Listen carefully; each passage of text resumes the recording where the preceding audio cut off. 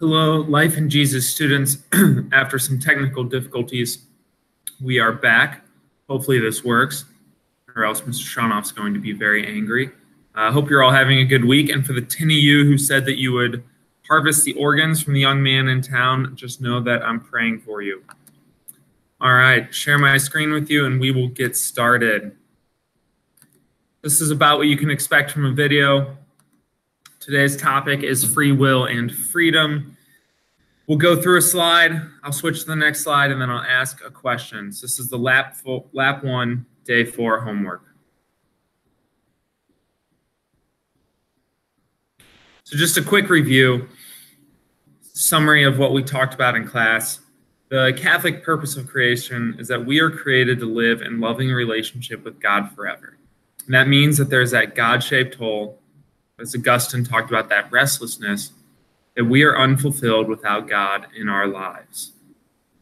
It's going to be our starting point for all of morality. Everything else is going to flow from these two beliefs. So, free will. Humans are unique in that we have free will. It's a gift from God that allows us to choose our actions. And the reason this is unique to humans is because we're rational beings. Animals act on instinct. We would never say that a lion is morally wrong in attacking and eating a gazelle. But humans have the ability to think about their actions, to consider the morality of it, because we've been given a higher intellect than that of other animals. And free will means that we can turn away from God. So if we can turn away from the source of goodness and the source of love, that's, a very simple explanation for why evil and suffering exist in this world, because we can choose away from which is good. Now, without free will, it would be impossible to choose a loving relationship with God. If we were just programmed to essentially obey and follow and love God, then that's not really a loving relationship. Love always implies a choice. And the choice, the freedom to choose, is what allows us to have a loving relationship with God. So the purpose of creation, to live a loving relationship with God and others, that purpose is impossible without free will. So without free will, there's no evil, but there's also no love. And there's that inability to choose a loving relationship. All right, so you can expect, as soon as I click on the slide, you can expect your first question.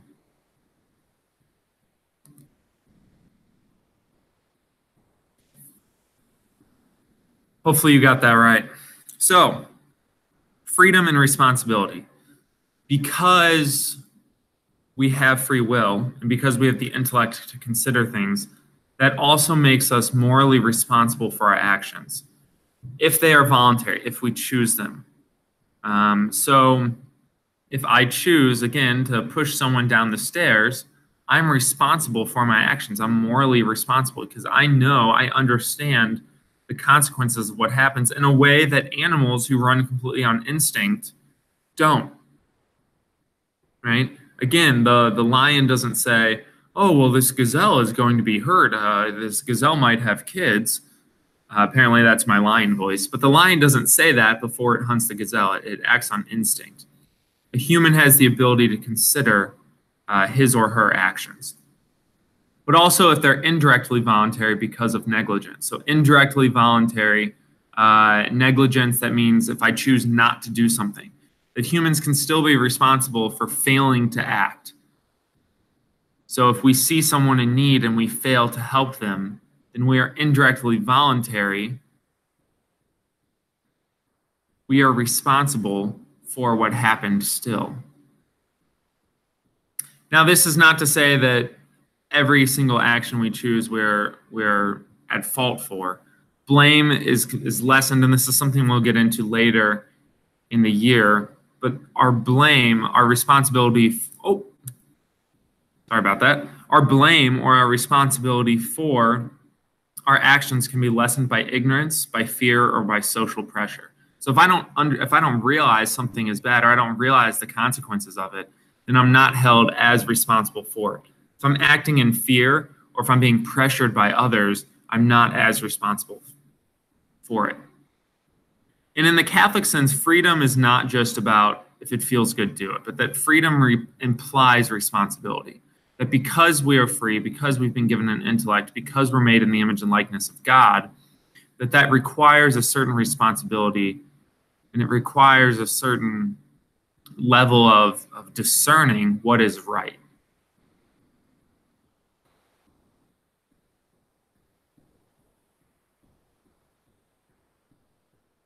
So again, freedom in a Catholic sense does not imply a right to say or do anything. It's not just, oh, you do you, or if it feels good, do it. Because actually, when we choose what is good, our freedom is enhanced. We actually become more free, or this word that looks weird, freer.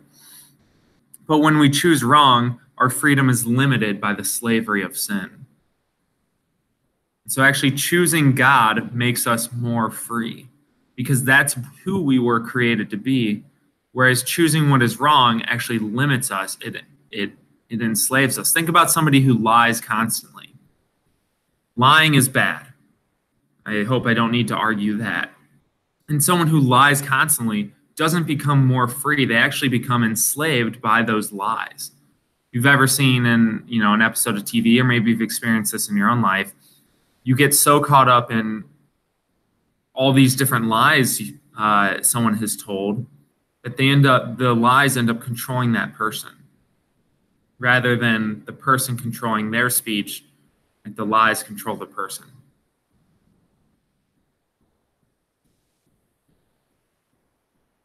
So I do not expect you to write this down, but I'd like you to read this and then expect a question about it. This is a pretty famous theologian named Thomas Merton, and he's talking about why spiritual freedom, why choosing good makes us more free. So go ahead and read this and expect a question on it.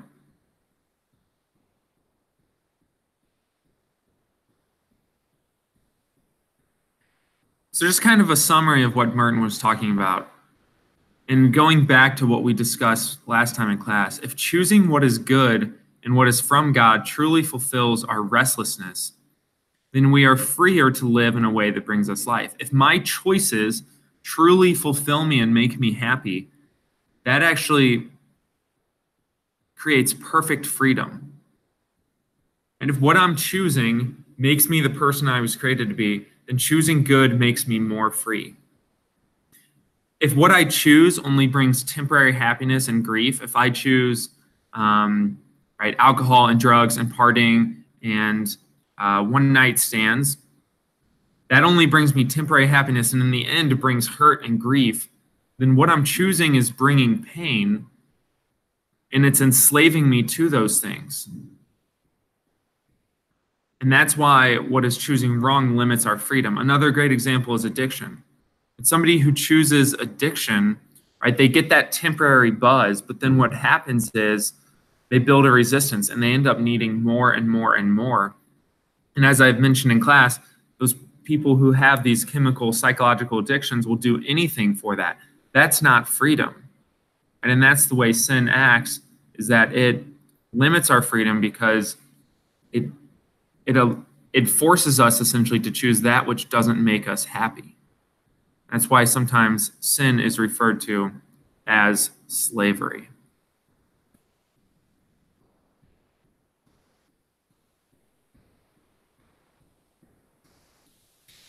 So anyways, I look forward to discussing all of this in class with you. As always, like, comment, and subscribe, and I'll see you later.